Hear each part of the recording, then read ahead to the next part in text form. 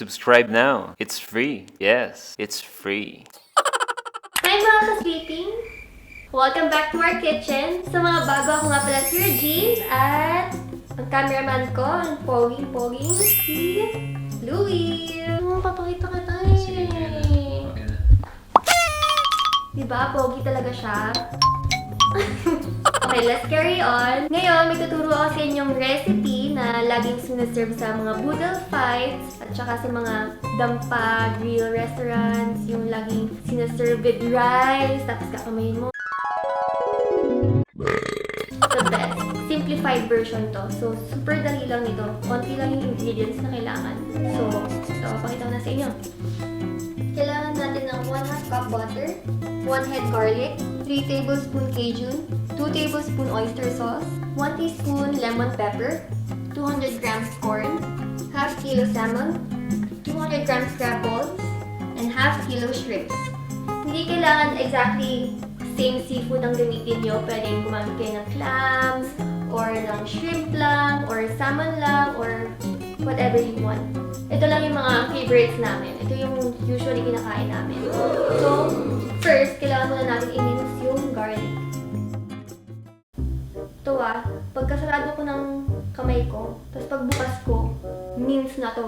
Wow! Joke. Hindi ko kaya gawin yung magic ni Louie.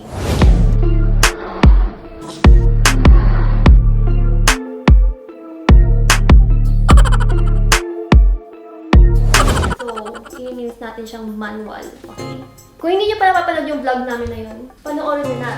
Masarap yung recipe na yun. At fun. Fun dahil may magic tricks si Louie. Okay? I-make namin siya.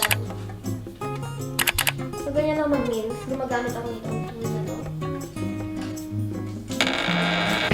Tadaan! Yan na siya! Wow! Easy, diba? So, after natin i-mince yung garlic, nalagay na natin yung butter.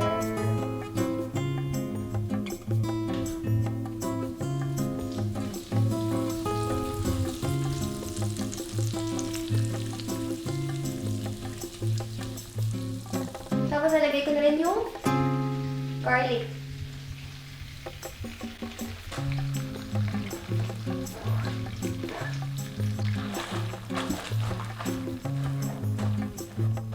Lutuin lang natin siya ng mga 1 to 2 minutes. Hanggang lumabas na yung aroma niya. Aroma! So yan. After 1 minute, nalagyan na natin itong Cajun.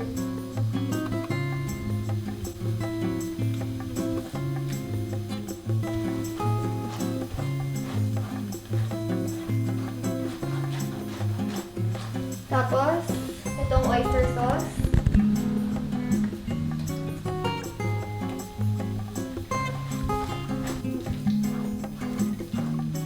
Tapos, lemon pepper.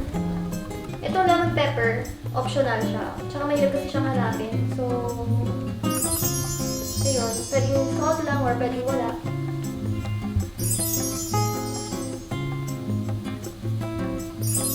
Yan lang.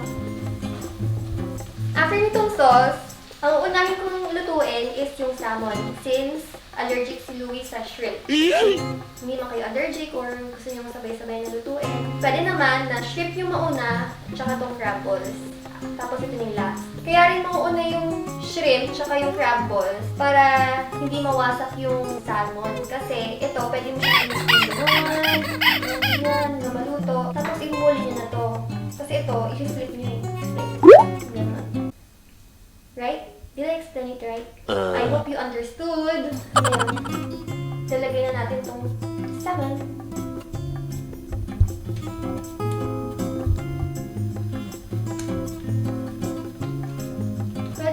Pwede kayo mag-add ng butter kung gusto niyo mas buttery, mas saucy, gano'n. Or pwede niyo lagyan ng mga chili flakes kung gusto niyo mas maanghang. Or ng chili na fresh, kung gusto nyo mas maanghang. Ganun, depende sa inyo.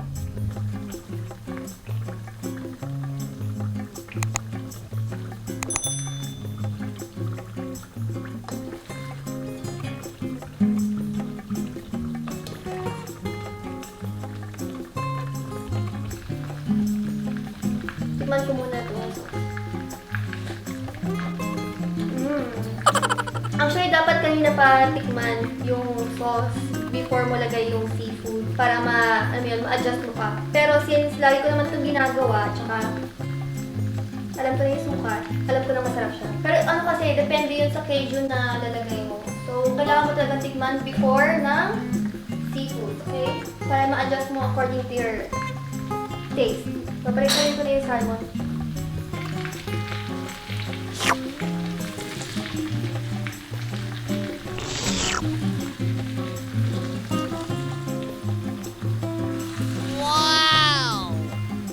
Yes! Are you excited?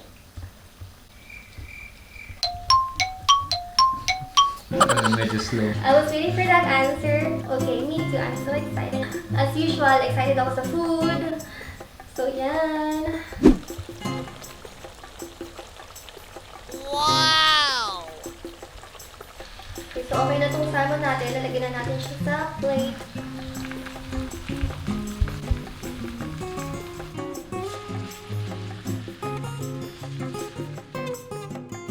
Next, after natin i-set aside yung salmon, lalagyan naman natin yung shrimp. Ito masarap sana ito ng ano eh, ng may skin. Kaso, hulaan nyo. Hulaan nyo kung bakit walang skin to. Dahil, si Louie, bento ko ba? Okay lang ba Bento ito? mo. Si Louie kasi. Si Louie yung namili nito, inutusan ko siya. Louie, pwede pa bili ng ng shrimp yung may may balat pa. Tapos, tinanong siya nung, anong tawag? Butcher ng shrimp. Ano yung basta yun? Tinanong pala siya kung gusto niyang palinis. Sabi niya, yes. So, ayun, nilinis. Hindi naman niya alam na ganun pala maglinis. Tinatanggal yung skin, yung head. Pero okay lang. At least hindi na kailangan balatan, no? Pero masarap sana yun eh. Kung patagal yun ng kain. Ano yung parang suspense, yung super excited mo na, pero kailangan mo mahirapan. Ano yun? Masarap sana yun. Dapat pinaghihirapan. Parang may challenging moments ka. Ano yun? Ayoko kaya nun. Parang bangus. Mahirap kainin. May bitin ka ba? Ingat na yan may tinik. Ay! Sorry, forgot to mention. Pwede mo siyang isabay. Therapeutic ulit. Nag-enjoy ako masyadong maghalo-halo. Wow! Hindi ko na siya idadagdag. Kasi pag nilagay ko na yung corn dito, hindi mo na rin makakain yung corn. Kain ka ba nito? Halo ko na. Okay, halo ko na. Ayusin mo. Okay, so I decided na halo na rin siya dito. Since titikim daw si Louie, so okay lang. Nahalo ko na yung corn. I-ready na lang natin yung antihistamine. Pasaway. Meron ba nakaka-relate dito na allergic din sa seafood, pero since masarap ang seafood, magiging pasaway, mag-ready na lang ng antihistamine. So, yun na siya. Tapos na. Wow! The end. Kung gusto nyo mas maraming sauce, pwede nyo i-double yung recipe. Kung gusto nyo, yung, guess nyo ba, yung parang sinasabaw nyo pa sa rice, i-double nyo lang yung recipe. Finished. So, transfer na natin siya.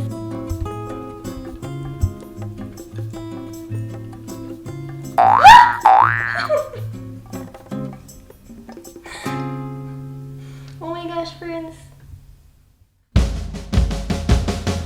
So, ito na yung finished product natin.